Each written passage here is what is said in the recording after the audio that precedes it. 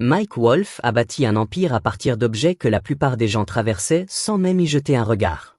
Pendant des décennies, il a sillonné les routes secondaires de l'Amérique, explorant granges et garages à la recherche de trésors oubliés, transformant des reliques rouillées en véritables leçons d'histoire que des millions de téléspectateurs suivaient avec une attention passionnée. Mais derrière ce sourire charmant et cette excitation palpable de la découverte se cachait une vie profondément marquée par les conflits, les chagrins et les pertes irréparables. De l'effondrement d'une amitié qui durait depuis l'enfance à un divorce déchirant qui lui a coûté des millions, l'homme qui semblait autrefois invincible a dû affronter des défis aussi lourds que les antiquités qu'il ramenait chez lui. Voici l'histoire méconnue de la manière dont la célébrité, la fortune et la tragédie ont façonné la vie de Mike Wolf. La route vers l'or rouillé.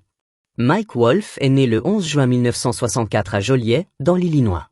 Encore très jeune, sa famille déménagea à Bettendorf, dans l'Iowa, aux côtés de ses frères et sœurs, dont son frère Robbie. Sa mère, Rita, éleva seule les enfants, maintenant le foyer grâce à une détermination sans faille après le départ de leur père. L'argent était rare, mais Wolf comprit très tôt que cette rareté pouvait stimuler la créativité. Pour éviter les intimidateurs sur le chemin de l'école, il commença à emprunter des itinéraires secondaires à travers des ruelles et des arrière-cours. Ce détour changea tout, car c'est là qu'il remarqua pour la première fois des objets que les gens avaient jetés mais jamais vraiment perdus. À seulement 6 ans, il sortit un vélo à selle banane des Airboats, le répara, gonfla les pneus et le vendit pour $5. Ce n'était pas qu'une simple transaction, c'était une révélation profonde. En grandissant, cette excitation de la découverte devint sa passion absolue. Pendant que les autres enfants jouaient au ballon, Wolf ramenait chez lui des meubles cassés, des vélos rouillés et des outils abandonnés, déterminés à leur redonner vie. Sa mère le soutint pleinement, allant jusqu'à lui permettre de transformer le garage familial en atelier. Le garçon qui avait commencé par vendre un vélo pour $5 ouvrit bientôt une petite boutique de vélos. Mais il ne fallut pas longtemps avant que les antiquités ne captent entièrement son cœur. En 2000, il transforma son obsession de toujours en entreprise. Il ouvrit Antique Archéologie à Leclerc, dans l'Iowa, rempli des reliques du passé qu'il avait dénichées dans des granges et des garages à travers le Midwest. Wolf ne se contentait pas de vendre des objets, il vendait des histoires. Une enseigne rouillée portait la mémoire de l'entreprise qu'elle avait autrefois surplombée. Un meuble racontait l'histoire d'une famille disparue depuis longtemps. Ce sentiment de connexion à l'histoire devint le fondement de son empire. Pourtant, le rêve était loin d'être facile. Wolf filma ses propres aventures de Chine pendant des années, espérant que les dirigeants de la télévision verraient ce qu'ils voyaient. Une chance de faire revivre l'histoire d'une manière brute, humaine et profondément américaine. Pendant 5 ans, chacune de ces propositions fut refusée. 2 hommes parcourant les routes secondaires et fouillant les granges ne semblaient pas représentés de leur télévisuel. Pourtant, Wolf refusa d'abandonner. Il croyait qu'enterrés dans des cabanons oubliés et des greniers poussiéreux se trouvaient non seulement des déchets, mais l'esprit d'une nation. En 2009, sa persévérance porta enfin ses fruits. The History Channel lui donna le feu vert. Et le 18 janvier 2010, American Picker fit ses débuts. Le lancement attira 3,1 millions de téléspectateurs, ce qui en fit le lancement le plus réussi de la chaîne depuis Ice Road Trucker. En quelques semaines, l'audience atteignit près de 4 millions. Ce qui distinguait l'émission n'était pas seulement les trouvailles, c'était le cœur. Chaque objet portait une histoire, chaque collectionneur avait un passé et Wolf était le conteur qui reliait tout cela. L'ascension d'American Picker et le pouvoir de l'amitié. Lorsqu'American Picker a été lancé en 2010, ce n'était pas seulement une émission sur les antiquités, c'était une émission sur l'amitié, la mémoire et les recoins oubliés de l'Amérique. Au cœur de cette alchimie se trouvait le partenariat de Mike Wolf avec Frank Fritz, un homme qu'il connaissait depuis le collège. Tous deux ont grandi dans l'Iowa sans père dans leur vie et ont trouvé un refuge dans la recherche d'objets porteurs d'histoire. Ensemble, ils ont formé un lien qui dépassait le simple cadre professionnel. Fritz devint le parfait complément de Wolf. Là où Wolf était déterminé et orienté vers l'action, Fritz possédait une personnalité décontractée qui mettait les gens à l'aise. Il se tournait vers des objets de collection insolites, bidons d'huile, jouets et curiosités qui venaient équilibrer la passion de Wolf pour les motos, les enseignes et les reliques industrielles. Leurs échanges semblaient naturels, leur dynamique authentique et le public adorait regarder 2 amis d'enfance faire ce qu'ils avaient toujours fait, chasser leurs rouillés sur les routes secondaires de l'Amérique. Le format de l'émission devint rapidement emblématique avec Daniel Colby à la tête du bureau de Leclerc et générant des pistes. Wolf et Fritz voyageaient d'abord dans un van Mercedes-Benz Sprinter, puis dans un Ford Transit, frappant aux portes et explorant granges, garages et cabanons. Parfois ils suivaient des conseils, d'autres fois ils improvisaient, s'arrêtant dans des lieux qui semblaient prometteurs. Les téléspectateurs les voyaient négocier des affaires, sortir des trésors et expliquer le contexte historique de leurs trouvailles. En septembre 2010, l'épisode Laurel and Hardy atteignit des audiences Nielsen de 5,3 millions de téléspectateurs, consolidant American Picker comme la série non-fiction nouvelle numéro 1 de l'année. La formule était simple mais puissante. Wolf et Fritz n'achetaient pas seulement des objets, ils préservaient une histoire à la fois. Le succès permit à Wolf d'élargir sa vision. En décembre 2011, Antique Archéologie ouvrit un second emplacement dans l'ancienne usine de voitures Marathon de 1914 à Nashville, Tennessee. Cet espace n'était pas seulement un magasin, c'était une destination, un lieu où les fans pouvaient se connecter à l'histoire qu'ils avaient vue à l'écran. La marque s'étendit au-delà des antiquités. Wolf lança Toulan, une ligne de vêtements inspirés des voyages sur la route et de l'Americana, et publia Kid Picker, un livre destiné à apprendre aux enfants à apprécier l'histoire à travers la collection. Mais la popularité de l'émission suscita également des critiques. Certains remettaient en question des trouvailles comme la Shelby Mustang GT de 1967 présentée dans l'épisode Shelby in the Barn en 2016, suspectant des moments mis en scène. D'autres se plaignaient que les prix chez Antique Archéologie étaient gonflés, avec des enseignes vintage vendues plusieurs centaines de dollars et des produits dérivés comme des chaussettes à $18.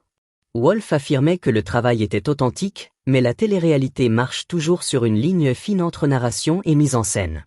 À travers tout cela, Wolf s'appuyait sur son amitié avec Fritz. Pendant plus d'une décennie, ils ont voyagé ensemble, parcouru des milliers de kilomètres, filmé des centaines d'épisodes et créé un héritage qui semblait incassable. Pourtant, en coulisses, des fissures commençaient à apparaître. Des fissures que la célébrité, les problèmes de santé et le ressentiment allaient bientôt ouvrir largement. La rivalité, le départ et la perte d'un frère. En 2020, les fissures entre Mike Wolf et Frank Fritz s'étaient élargies jusqu'à devenir une rupture totale. Les fans remarquèrent d'abord l'absence de Fritz dans les épisodes d'American Picker cette année-là. Au début, aucune explication n'était donnée. Des rumeurs circulèrent en ligne. Certains espéraient qu'il se remettait de problèmes de santé et reviendrait. D'autres craignaient le pire. Les mois passèrent et le silence devint assourdissant. Enfin, en juillet, Wolf publia sur Instagram confirmant ce que beaucoup soupçonnaient. Fritz ne faisait plus partie de l'émission. Sa déclaration décrivait leur parcours ensemble comme rempli de hauts et de bas. Et il affirma que Fritz manquerait à tous. Mais Fritz n'y crut pas. Dans des interviews, il qualifia le message de Wolf de connerie, révélant qu'il ne s'était pas parlé depuis 2 ans. Même lorsque Fritz subit une opération majeure du dos en 2020, Wolf ne l'appela jamais. Pour Fritz, l'homme qu'il considérait comme un frère depuis 40 ans l'avait abandonné. L'amertume allait plus loin que le silence. Fritz accusa Wolf d'avoir fait de l'émission un projet entièrement centré sur lui-même, affirmant que les projecteurs étaient braqués à 1000% sur Wolf. Il comparait leur dynamique à un groupe de musique où Wolf était toujours le chanteur principal tandis que lui jouait les seconds rôles. Pour un homme qui avait contribué à faire d'American Picker l'un des plus grands succès de la History Channel, c'était une douloureuse rétrogradation. Les problèmes de santé ne firent qu'aggraver la fracture. Fritz vivait avec la maladie de Crohn depuis des années, luttant contre la fatigue et la douleur chronique. En 2020, son opération du dos le mit hors service et il devint dépendant des analgésiques. La chaîne avait des règles strictes concernant les médicaments et ces difficultés fournissaient apparemment au producteur une raison supplémentaire de l'écarter. Fritz insista sur le fait qu'il n'avait pas quitté l'émission. Il avait été licencié. Wolf, de son côté, affirma avoir essayé de soutenir Fritz et de l'encourager à se faire aider, mais l'amitié s'était déjà effondrée. La querelle déborda dans le public et les fans se retrouvèrent pris au milieu. Des pétitions circulèrent pour réclamer le retour de Fritz, mais il était trop tard. À la mi-2021, la History Channel confirma officiellement son départ et Robbie Wolf, le frère cadet de Mike, prit plus souvent le rôle de co-animateur. D'autres, comme Daniel Colby et Jersey John Saleh, alternèrent, mais la magie originale avait disparu. Puis vint la tragédie. En juillet 2022, Fritz subit un grave AVC qui le laissa partiellement paralysé et confiné à un lit. Sa santé ne se rétablit jamais complètement. Alors que les fans gardaient l'espoir qu'il puisse réapparaître à l'écran, Fritz vécut tranquillement ces dernières années loin des caméras. Le 30 septembre 2024, il mourut à l'âge de 60 ans. Dans un tournant amer, Wolf s'était reconnecté avec Fritz quelques mois plus tôt, en mai 2023. Malgré tout, ils partagèrent une dernière visite, comblant des années de colère par une mesure de paix. Lorsque Fritz s'éteignit, Wolf était apparemment à ses côtés. Son hommage ultérieur décrivit Fritz comme un rêveur, sensible et drôle, un homme qui avait façonné non seulement l'émission mais aussi sa vie. Le prix de la célébrité, divorce, scandale et retombées commerciales. Alors que les fans pleuraient l'effondrement de l'amitié entre Mike Wolf et Frank Fritz, la vie personnelle de Wolf se délitait d'une autre manière. En 2012, il avait épousé Jodie et ensemble, ils accueillirent une fille, Charlie. Pendant près d'une décennie, ils construisirent une famille, affrontant des tempêtes qui auraient brisé de nombreux couples. En 2013, Jodie fut diagnostiquée d'un lymphome non-hodgkinien de stade 2. Ce fut un chapitre terrifiant, mais Wolf resta à ses côtés pendant des années de traitement jusqu'à ce qu'elle soit déclarée guérie en 2020. Cette victoire ne put cependant pas réparer les fractures plus profondes de leur mariage. En juin 2020, Wolf et Jodie se séparèrent. En décembre 2021, leur divorce fut finalisé. Le règlement fut coûteux. Jodie reçut plus de 5 800 000 $ en liquide ainsi que des propriétés au Tennessee et en Caroline du Nord, des royalties provenant d'American Picker et 2100 $ par mois de pension alimentaire. Elle obtint la garde principale de Charlie. Bien que Wolf restât un père dévoué, partageant souvent sur les réseaux sociaux des aperçus de son lien avec sa fille. Le mariage avait pris fin, mais la paternité demeurait l'encre de sa vie. Dans le même temps, l'empire commercial de Wolf commença à montrer ses propres fissures. En janvier 2022, un client accusa publiquement Antique Archéologie d'avoir annulé une vente en ligne confirmée, suggérant que le magasin avait accepté une offre plus élevée à la place. La plainte déposée auprès du Better Business Bureau accusait l'entreprise de ne pas avoir respecté ses engagements.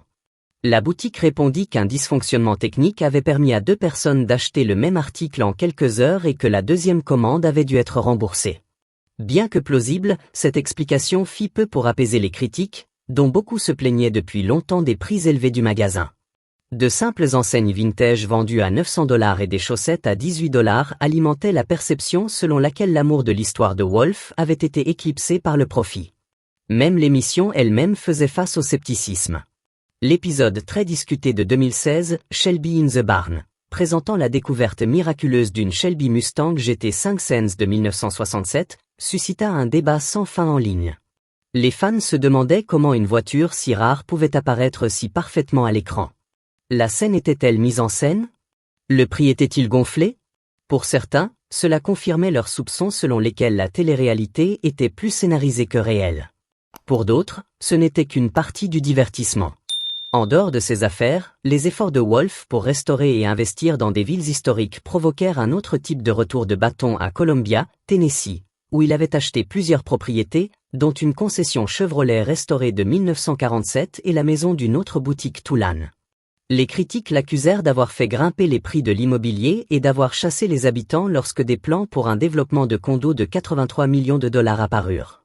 En 2022, certains résidents imputèrent à Wolf la gentrification. Wolf soutint qu'il préservait l'histoire et créait des opportunités, mais tout le monde n'était pas convaincu. L'homme qui avait autrefois inspiré des millions de personnes en trouvant la beauté dans des reliques oubliées faisait maintenant face à des accusations de cupidité, de trahison et d'exploitation. La célébrité lui avait apporté richesse et influence. Mais elle avait également fait de lui une cible. Alors que son divorce l'épuisait émotionnellement et financièrement et que sa réputation était mise en cause, Wolf se retrouvait à un carrefour, contraint de faire face au prix de l'empire qu'il avait construit. Porte qui se ferme et affrontement de la perte. Les années de changement. Alors que le monde sortait lentement de la pandémie, Mike Wolf entra dans une période de changement qui le testa de toutes les manières possibles. La fin de son mariage avait déjà laissé des cicatrices, mais les années qui suivirent apportèrent de nouveaux défis, tant personnels que professionnels. En février 2025, les fans furent stupéfaits d'apprendre que le magasin Antique Archéologie à Nashville avait soudainement fermé. Pendant plus d'une décennie, ce lieu situé dans l'historique usine automobile Marathon avait été une destination pour les téléspectateurs d'American Picker, un endroit où le rêve télévisuel prenait vie. La raison officielle avancée fut une fuite de gaz causée par des travaux à proximité, Un problème hors du contrôle de Wolf. Son équipe publia un message d'excuse promettant des mises à jour et assurant aux clients que la fermeture était temporaire. Mais au fil des semaines sans date de réouverture, les spéculations grandirent. S'agissait-il simplement d'un problème de sécurité ou d'un signe de quelque chose de plus sérieux? Avec des commerces de détail en difficulté à l'échelle nationale et l'audience d'American Picker en déclin ces dernières années, beaucoup se demandèrent si Wolf se préparait à s'éloigner des magasins physiques qui avaient défini sa marque. Dans le même temps, Wolf devait faire face à la perte de Frank Fritz. Bien qu'il se soit réconcilié en privé en mai 2023, l'accident vasculaire cérébral de Fritz en juillet 2022 l'avait laissé l'ombre de lui-même et sa mort en septembre 2024 à l'âge de 60 en fut un coup dévastateur. Pour Wolf, qui avait construit sa carrière télévisuelle aux côtés de Fritz, il ne s'agissait pas seulement de la perte d'un co-animateur mais d'un compagnon de vie. Les fans le virent publier un hommage émouvant, qualifiant Fritz de rêveur, aussi sensible qu'amusant. Mais ceux qui lui étaient les plus proches savaient que le deuil allait bien au-delà des mots à l'écran. Au milieu de ces épreuves, Wolf tenta de trouver de la stabilité dans sa vie personnelle. Le 6 novembre 2024, il fêta ses 60 ans. Sa compagne, Laetitia Cline, célébra publiquement cet anniversaire avec des messages sur sa résilience et ses accomplissements. Pour Wolf, ce cap était plus qu'un anniversaire, c'était un moment de réflexion. Après des décennies passées à chasser l'histoire à travers les routes secondaires et les granges, il commença à parler davantage de l'importance de la famille, des amitiés et du cercle restreint de personnes qui étaient restées proches de lui. Il n'avait pas ralenti sa passion pour le picking, mais son attention s'était tournée vers ce qui comptait le plus. Pourtant, le travail continua. Au début de 2025, les producteurs annoncèrent que le tournage d'American Picker reprendrait en Caroline du Sud, invitant les habitants à partager leurs collections et leurs histoires.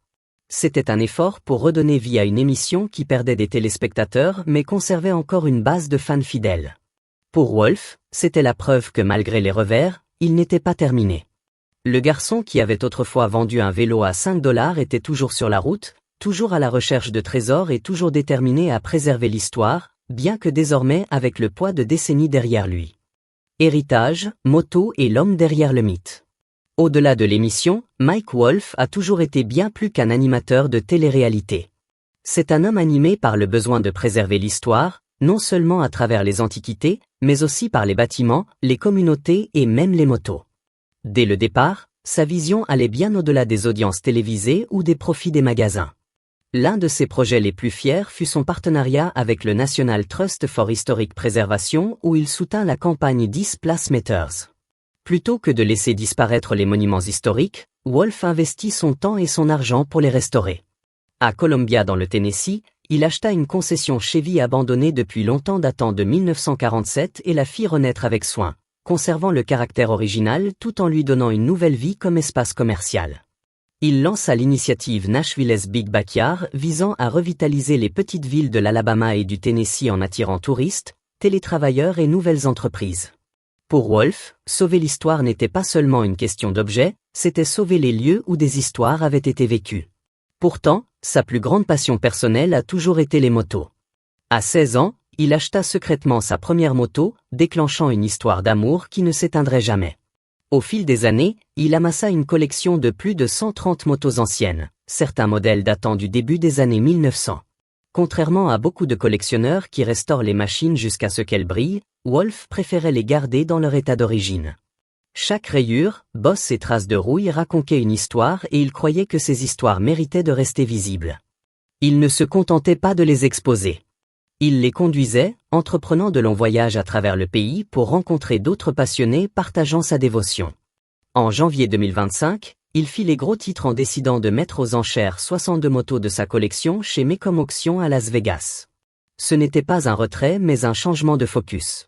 Wolf expliqua qu'il voulait se concentrer sur des périodes spécifiques de l'histoire de la moto et donner à d'autres collectionneurs la chance de posséder des pièces du passé.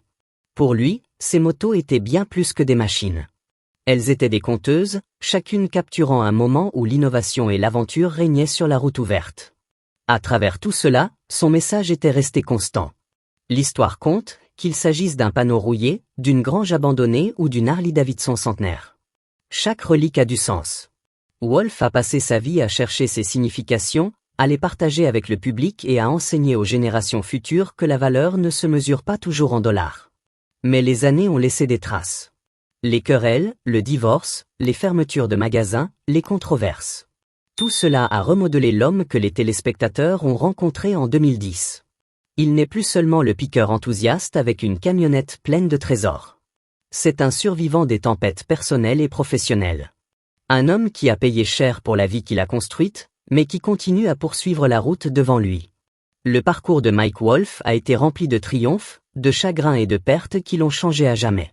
Des sommets du succès record d'American Picker au bas-fond de la perte d'un ami, d'un mariage et même de sa propre réputation aux yeux de certains. Son histoire est aussi complexe que les antiquités qu'il chasse. Qu'en pensez-vous? Mike Wolfe est-il encore l'homme qui sauve l'histoire ou la célébrité et la tragédie l'ont-elles laissé poursuivre quelque chose qu'il ne retrouvera jamais? Dites-le nous dans les commentaires ci-dessous et n'oubliez pas de liker cette vidéo et de vous abonner pour découvrir d'autres histoires inédites des stars que vous pensiez connaître. Mike Wolfe n'a jamais été un homme ordinaire. Dès son plus jeune âge, il a vu le monde différemment. Là où d'autres voyaient des déchets, il voyait des opportunités. Là où d'autres voyaient des objets rouillés, il voyait des chapitres d'histoire oubliés. Cette vision unique l'a porté loin, mais elle l'a aussi exposé à des tempêtes qu'aucun enfant de 6 ans vendant un vélo pour 5 $ n'aurait pu imaginer. Son empire, bâti sur la poussière des granges et la rouille des enseignes, est devenu un phénomène culturel. American Picker n'était pas seulement une émission, c'était un mouvement. Un rappel que l'Amérique est faite de petites histoires, de familles qui ont travaillé dur, d'entreprises qui ont prospéré puis disparu, de rêves qui ont été construits puis abandonnés. Wolfe a donné une voix à ces histoires silencieuses. Mais le succès a un prix. Et ce prix, Wolfe l'a payé en amitié brisée, en relations familiales mises à rude épreuve, en santé mentale et physique éprouvée. L'amitié avec Frank Fritz était le cœur battant de l'émission. 2 garçons de l'Iowa, sans père, qui trouvaient du sens dans les objets que le monde avait laissés derrière. Leur partenariat était authentique, leur chimie palpable. Pourtant, comme tant d'histoires de succès, la célébrité a introduit la jalousie, le ressentiment, la distance. Ce qui avait commencé comme une aventure entre amis est devenu une entreprise, puis une machine. Et dans cette machine, il n'y avait de place que pour une star. Fritz, avec sa personnalité plus douce, plus réservée, s'est retrouvé relégué à l'arrière-plan. Il n'a pas supporté cela. Et Wolfe, peut-être trop absorbé par la croissance de son empire, n'a pas vu venir la rupture. La maladie de Fritz a tout accéléré. La douleur chronique, l'opération, la dépendance aux analgésiques. Tout cela a créé un fossé que ni l'un ni l'autre n'a su combler à temps. Quand Fritz a été licencié, ce n'était pas seulement la fin d'un contrat, c'était la fin d'une fraternité. Les fans ont ressenti cette perte. L'émission n'était plus la même. Robbie Wolfe, le frère de Mike, a essayé de combler le vide, mais il manquait cette alchimie unique, cette histoire partagée depuis l'enfance. Puis est venu l'AVC. Puis la mort. Et avec elle, une réconciliation tardive, un moment de paix entre 2 hommes qui avaient tout partagé sauf les dernières années. Wolfe était là à la fin. Il a pleuré. Il a rendu hommage. Mais certains diront que c'était trop tard.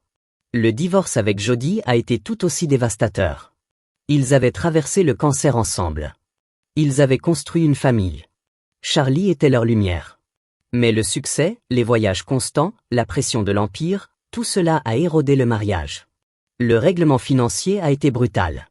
Plus de 5 millions de $. Des propriétés. Des royalties. Une pension alimentaire.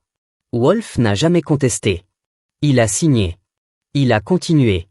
Mais ceux qui le connaissent disent que cela l'a changé. Il est devenu plus réservé. Plus réfléchi.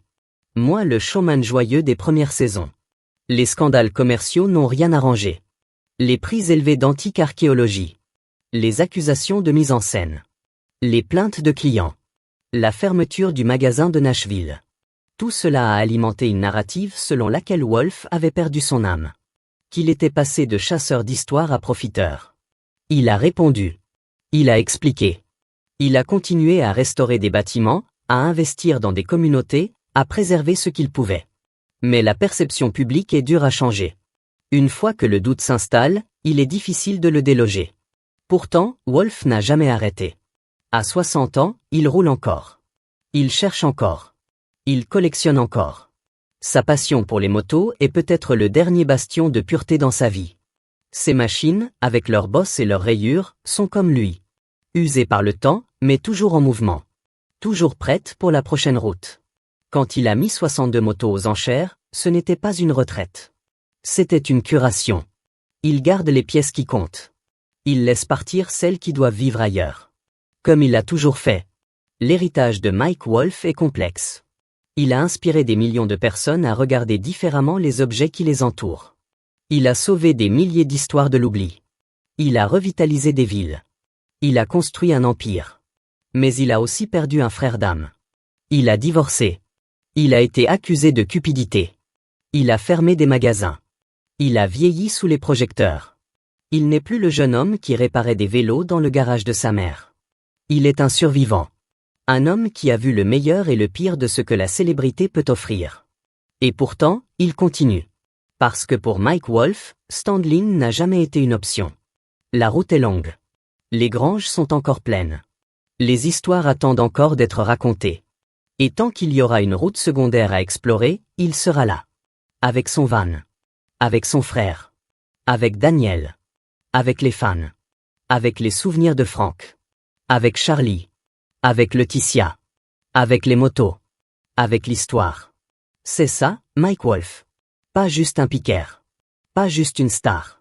Un homme qui a transformé la rouille en or. Et qui, malgré tout, continue de chercher le prochain trésor. Qu'en pensez-vous?